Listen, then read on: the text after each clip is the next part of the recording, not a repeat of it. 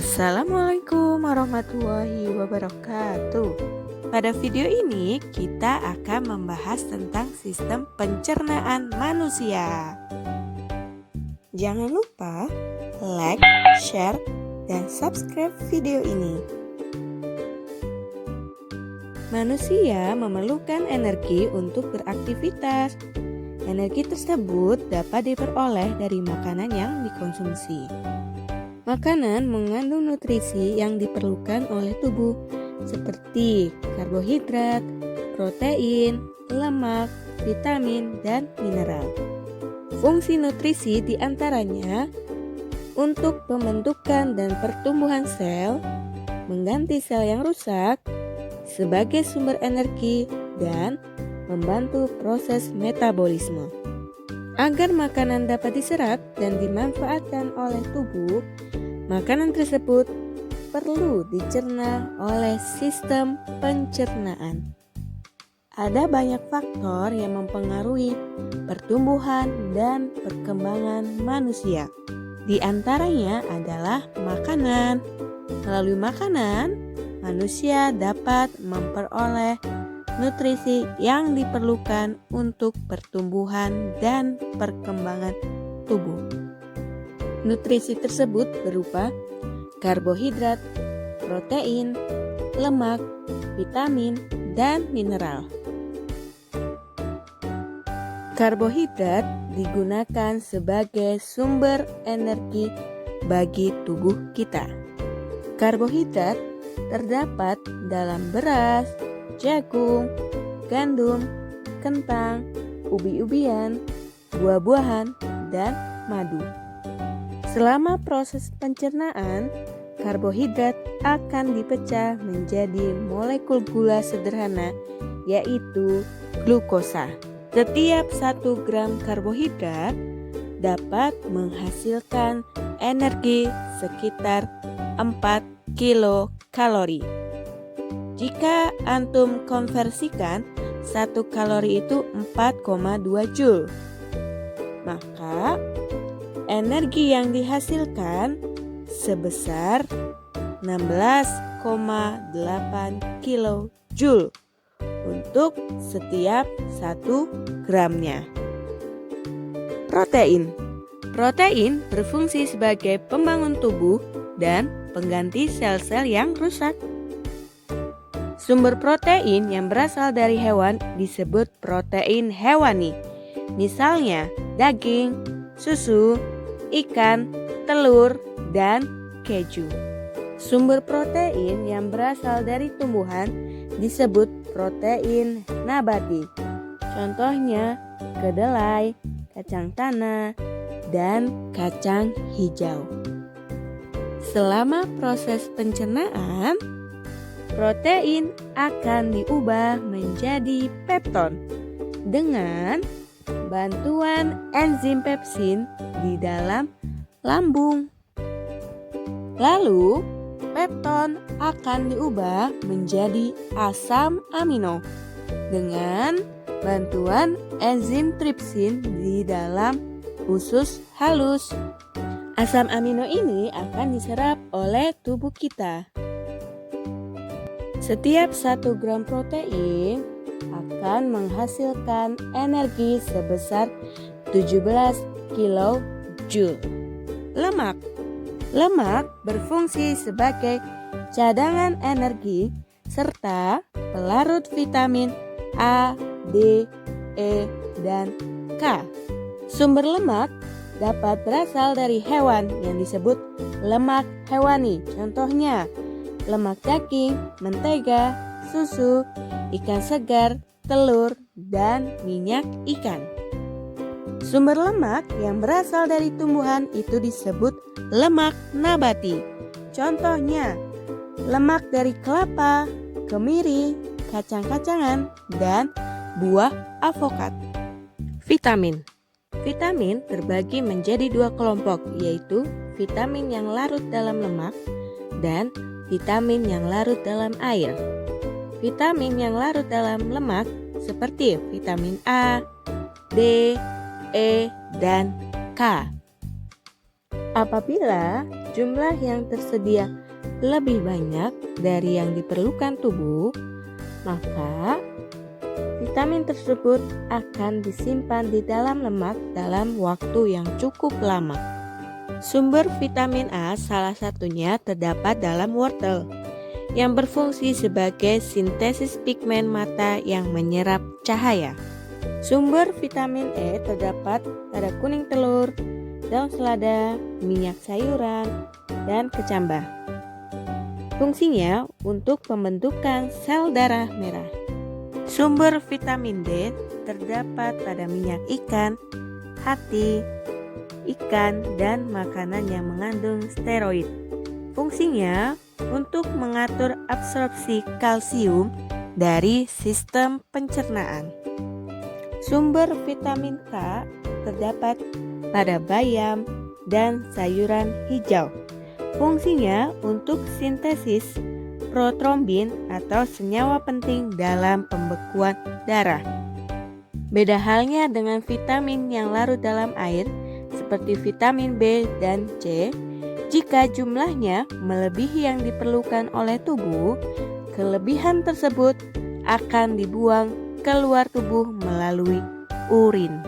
Sumber vitamin B1 terdapat dalam ragi, daging, dan kecambah. Fungsinya untuk koenzim dalam respirasi seluler. Sumber vitamin B2 terdapat dalam hati, keju, telur, dan susu. Fungsinya untuk respirasi seluler. Sumber vitamin B7 terdapat dalam daging, ragi, susu, kedelai, dan bayam. Sumber vitamin B9 terdapat dalam sayuran, hati, dan ginjal. Sumber vitamin B12 terdapat dalam hati, gandum, dan kacang-kacangan. Fungsinya untuk pembentukan sel darah merah. Sumber vitamin C terdapat dalam jeruk, tomat, dan cabai hijau. Mineral dibutuhkan secara terpisah maupun dalam bentuk senyawa. Mineral terdapat dalam kalsium, besi, iodin, magnesium, fosfor, kalium, dan natrium. Sumber kalsium terdapat dalam susu, keju, daging, sayur-sayuran, dan serealia. Fungsinya untuk pembentukan darah, kontraksi otot, serta pembentukan tulang dan gigi. Sumber besi terdapat dalam hati, sayuran yang berwarna hijau, daging, dan kismis. Fungsinya untuk memproduksi hemoglobin. Sumber iodin terdapat dalam ikan laut dan garam. Fungsinya untuk mengatur laju metabolisme. Sumber magnesium terdapat dalam sayuran hijau, daging, dan kentang. Sumber fosfor terdapat dalam susu, daging, telur, dan sayuran. Sumber kalium terdapat dalam pisang dan sayuran. Fungsinya untuk pengiriman impuls saraf. Sumber natrium terdapat dalam garam dapur dan sayuran. Fungsinya untuk merambat impuls saraf dan menjaga keseimbangan osmotik. Nutrisi yang diperlukan untuk pertumbuhan dan perkembangan tubuh ada karbohidrat, vitamin, mineral, lemak, dan protein. Sekarang kita lanjut ke pembahasan sistem pencernaan manusia. Sistem pencernaan manusia terdiri dari saluran dan kelenjar pencernaan. Kelenjar pencernaan adalah organ yang mengeluarkan enzim untuk membantu mencerna makanan. Saluran pencernaan meliputi mulut, kerongkongan, lambung, usus halus, dan usus besar. Kelenjar pencernaan terdapat di mulut, lambung, usus halus, pankreas, dan hati. Mulut. Di dalam rongga mulut terdapat gigi, lidah, dan kelenjar air liur atau disebut saliva. Ada 3 macam gigi manusia, yaitu gigi seri, fungsinya untuk memotong makanan. Gigi taring, fungsinya untuk mengoyak makanan. Gigi geraham, fungsinya untuk mengunyah makanan. Jumlah gigi manusia dewasa terdiri dari 8 gigi seri, 4 gigi taring, 8 gigi geraham depan, dan 6 gigi geraham belakang. Jadi totalnya ada 32 buah. Gigi dapat memotong dan mengoyak makanan sehingga proses pencernaan makanan oleh gigi ini disebut pencernaan mekanis. Sedangkan pencernaan yang dibantu oleh enzim itu disebut pencernaan kimiawi. Kelenjar saliva itu akan mengeluarkan air liur yang mengandung enzim petialin atau amilase yang berguna untuk mengubah amilum menjadi maltosa. Di dalam rongga mulut, lidah menempatkan makanan di antara gigi sehingga mudah dikunyah dan bercampur dengan air liur. Makanan tersebut akan menjadi lembek dan dibentuk bulat yang biasa disebut bolus. Kemudian, bolus dengan bantuan lidah didorong menuju faring. Jadi, proses pencernaan makanan di mulut dimulai dari gigi yang berfungsi untuk memotong, mengonyak, dan mengunyah makanan. Makanan yang awalnya ukurannya besar itu akan berubah menjadi bulat dan lembek atau istilahnya bolus. Setelah melalui rongga mulut, makanan yang terbentuk bolus akan masuk ke dalam tekak atau faring, yaitu saluran yang memanjang dari bagian belakang rongga mulut sampai ke permukaan kerongkongan atau esofagus. Di dalam lambung, otot lambung berkontraksi mengaduk-aduk bolus, memecahnya secara mekanis dan mencampurnya dengan getah lambung. Getah lambung mengandung asam klorida atau HCl, enzim pepsin, dan renin. HCl berfungsi untuk membunuh kuman-kuman yang masuk bersama bolus dan mengaktifkan enzim pepsin. Enzim pepsin berfungsi untuk mengubah protein menjadi pepton. Renin berfungsi untuk mengendapkan protein susu. Setelah melalui pencernaan kimiawi di dalam lambung, bolus menjadi bahan kekuningan yang disebut kimus. Usus halus memiliki 3 bagian, yaitu usus 12 jari, usus tengah atau jejunum, dan usus penyerapan atau ileum. Lubang pada dinding duodenum yang menghubungkan usus 12 jari dengan saluran getah pankreas dan saluran empedu. Pankreas menghasilkan enzim tripsin, amilase, dan lipase yang disalurkan menuju duodenum. Enzim tripsin berfungsi untuk memecah pepton menjadi asam amino. Enzim amilase fungsinya untuk memecah amilum menjadi maltosa. Enzim lipase berfungsi untuk memecah lemak menjadi asam lemak dan gliserol. Getah empedu dihasilkan oleh hati dan ditampung dalam kantong empedu. Getah empedu disalurkan ke duodenum. Getah empedu berfungsi untuk mengemulsikan lemak sehingga lebih mudah untuk dicerna oleh enzim. Selanjutnya, pencernaan makanan dilanjutkan di jejunum. Di jejunum, karbohidrat dipecah menjadi gula sederhana atau glukosa. Protein menjadi asam amino, serta lemak menjadi asam lemak dan gliserol. Setelah melalui jejunum, zat-zat makanan sudah menjadi bentuk yang siap diserap. Penyerapan zat-zat makanan terjadi di ileum.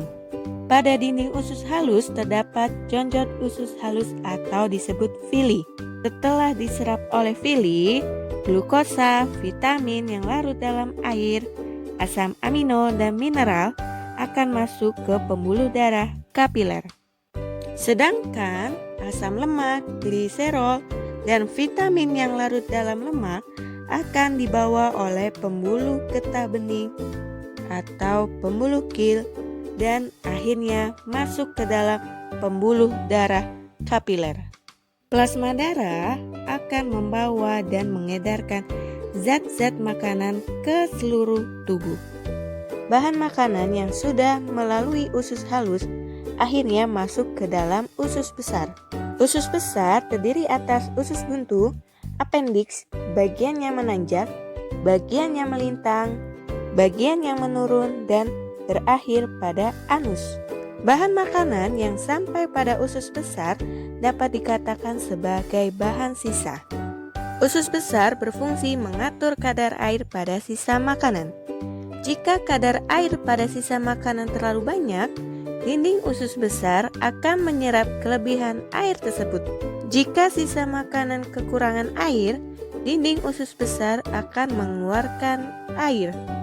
Di dalam usus besar terdapat bakteri Escherichia coli yang membantu membusukkan sisa-sisa makanan.